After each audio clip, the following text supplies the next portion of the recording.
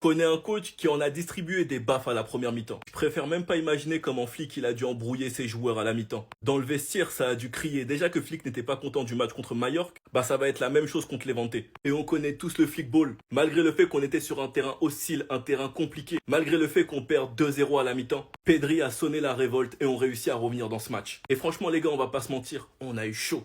Perdre face à des promus, les gars, deuxième journée de Liga, qu'est-ce que ça nous aurait vanné, qu'est-ce que ça nous aurait fait mal. Pas de conclusion à tirer, ça reste que le deuxième match de Liga. Le Barça n'est certes pas irréprochable, mais c'est la reprise et on sait tous très bien comment cette ligne haute elle est compliquée. Et surtout quand l'adversaire a autant de réussite, bah on le paye cash. Mais il y a un truc qu'il ne faut pas oublier avec Flick, c'est qu'un match, ça dure 90 minutes. Je pense bien qu'on est reparti sur une année où on va enchaîner les remontadas. Si vous voulez du divertissement, vous savez c'est quel match qu'il faut regarder chaque week-end, c'est les matchs du Barça. Car il y a que eux pour t'offrir ça. Ils se font peur tout seuls et ils finissent toujours par s'en sortir. Les gars, Flick dans ce match en première mi-temps, il allait péter un câble. Le nombre de fois qu'il s'est énervé, après ces deux mauvais matchs, Flick va faire baver les joueurs à l'entraînement. Et j'espère qu'ils vont revenir avec un visage différent la semaine prochaine. Enfin bref, sinon vous les gars, vous en pensez quoi? Ramenez-nous sur Snap, on s'ennuie. Malgré la qualité du match de Lamine Yamal, malgré le fait que le latéral de Levante a été au rendez-vous et a su très bien tenir, malgré le fait que c'est pas le meilleur match de sa carrière, c'est lui qui se montre décisif et c'est lui qui nous sauve.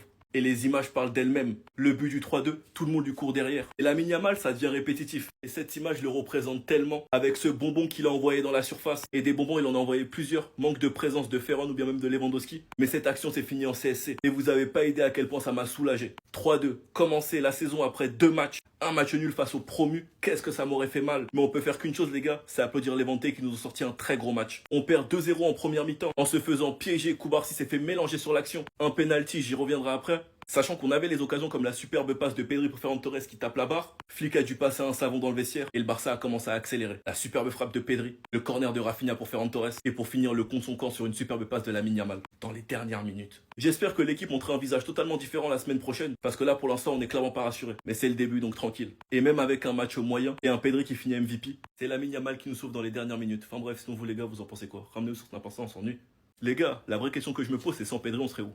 Sans Pedri, on serait où? Parce qu'encore une fois, c'est lui qui nous sauve. Malgré le contexte du match compliqué et ce joueur n'est tellement pas reconnu à sa juste valeur, heureusement que Flick a réussi à nous l'éloigner des blessures, a réussi à nous le réparer, parce que si on prend les 3 points aujourd'hui, c'est grâce à lui. Il nous a sorti un gros match, pendant que plein de joueurs étaient en dessous malheureusement. Malgré l'énorme bloc bas de Levante, malgré le fait qu'on était mené 2-0, il a su garder le mental et sonner la révolte en allumant les cages. Les gars, je pense bien qu'on est reparti sur une saison où Pedri va encore une fois être XXL, où Pedri va encore une fois être l'un des meilleurs milieux de terrain du monde. Mais j'espère juste que les joueurs vont se réveiller à côté de lui. Parce que depuis 2 matchs, je trouve que les joueurs sont endormis. Alors que cette Liga, va falloir la chercher. On l'a très bien vu avec des promus qui nous ont mis en galère.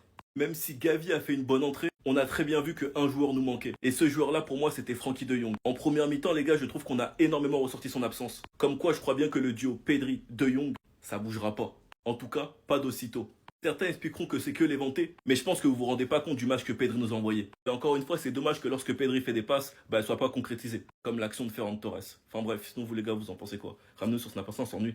Cette vidéo n'est pas pour pointer du doigt le Real, mais pour vous montrer l'incohérence de l'arbitrage dans ce championnat. Pourquoi chaque week-end il y a des polémiques? Pourquoi chaque week-end le Real et le Barça se tirent dessus? À cause de ça. À cause de ces décisions. À cause de l'incohérence. Il peut y avoir le même arbitrage, un cas à peu près similaire, mais pas la même sanction.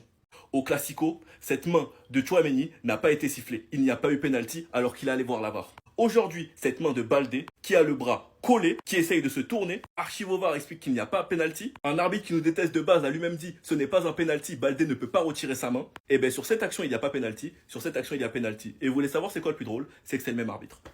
C'est que c'est le même arbitre et il est là le problème en Liga. C'est pour ça qu'il y a des polémiques chaque week-end. Et je vais pas être de mauvaise foi. C'est pareil pour le tacle de Rafinha. Rafinha, dans un autre match, il prend rouge. Mais j'ai l'impression que les décisions, ça dépend de l'humeur de l'arbitre. Il y a déjà eu des tacles moins graves en Liga et ces joueurs ont reçu des cartons rouges. Et les gars, il est là le problème dans ce championnat. Et c'est pour ça que j'ai l'impression qu'on n'avancera pas. Et que chaque week-end, on va enchaîner polémique sur polémique. Heureusement, aujourd'hui, on prend la victoire. Et la Liga va être très longue avec ces arbitres incompétents. Enfin bref, sinon vous les gars, vous en pensez quoi? Ramenez-nous sur Snap, on s'ennuie. Le meilleur milieu de terrain au monde a parlé. Donc voici les déclarations d'après-match du meilleur milieu du monde. Concernant Lamine Yamal, il a déclaré ils pensent qu'ils ont appris à connaître Lamine Yamal, donc c'est vrai. Ils connaissent par cœur Lamine Yamal désormais. En gros, peu importe le déroulement du match, Lamine Yamal se montrera à la hauteur. C'est ce qui les motive.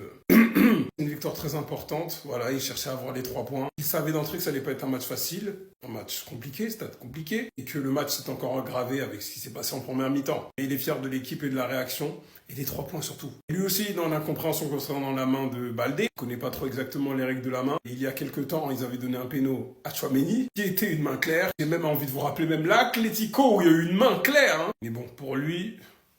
du coup, les 2 mains là en question que je viens de montrer, du coup, étaient des mains claires. Et pour Baldé, selon lui, c'était pas une main aussi claire que ça. Mais bon, il a avoué aussi, en première mi-temps, ils n'ont pas donné au ballon le rythme qu'il devait avoir, le rythme nécessaire pour faire trembler cette équipe encore plus de Levante. C'est ce qui a rendu le match encore plus compliqué. En tout cas, on se sort avec les 3 points. Et toi, tu finis homme du match. Et c'est le plus important. Allez, bonne nuit.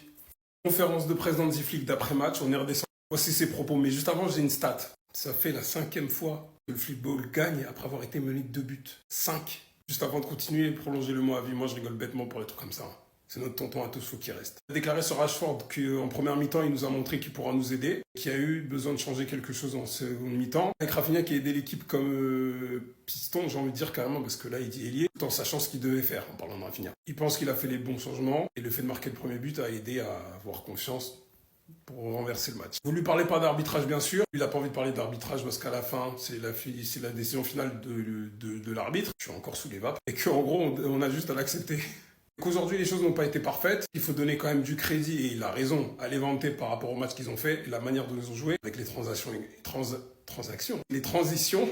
J'ai quoi aujourd'hui? À la fin, on prend les 3 points et on aura besoin, en gros, d'analyser ce qui se passe pour améliorer ce qui se passe sur le terrain cette saison. En tout cas, merci pour ce football-là, parce que on a eu un peu peur. Et les gars, comment on peut avoir peur avec Flick sur le banc, sérieux? Flick peut faire ce qu'il veut, il peut titulariser qui il veut, mais il doit régler les problèmes en défense. Levante a certes bien joué, surtout pour un promu, sachant que c'était un terrain hostile, une équipe avec beaucoup de réussite et des comptes favorables. La ligne haute est efficace, mais par moments, elle nous plombe. On connaît tous la devise être haut pour récupérer haut, et le prix à payer, c'est qu'on peut manger 2-0 en première mi-temps par Levante. Sachant que défensivement, je trouve que les joueurs ne sont pas solides, comme Koubarsi qui se fait mélanger sur cette action. Et dans ce match, on aurait pu en encaisser bien plus, mais il y a eu une récupération de Casado. Il y a eu aussi un bon retour de Baldé, même si au final ça s'est terminé en penalty. Et il y a aussi eu un gros arrêt de Yohan Garcia. Eric Garcia apporte certes plus offensivement que Jules Koundé, et déjà que défensivement on est à la ramasse, mettre sur le banc nos meilleurs défenseurs, moi personnellement je comprends pas. Parce qu'il n'y a aucun meilleur latéral droit défensivement que Jules Koundé. Ou bien même que ce soit la charnière Araujo ou bien Koubarsi, Flick ne doit pas hésiter à titulariser Christensen, qui pour moi est archi sous-coté. Ou bien même simplement à refaire jouer Koundé dans l'axe et mettre Eric Garcia à droite. En tout cas, sur la défense, je suis pas rassuré pour l'instant. J'attends de voir comment il va régler ça. Et personnellement, on peut pas se faire peur comme ça face à Levante. Il y a un gros problème en défense. Enfin bref, sinon vous les gars, vous en pensez quoi? Ramenez-nous sur Snap, on s'ennuie.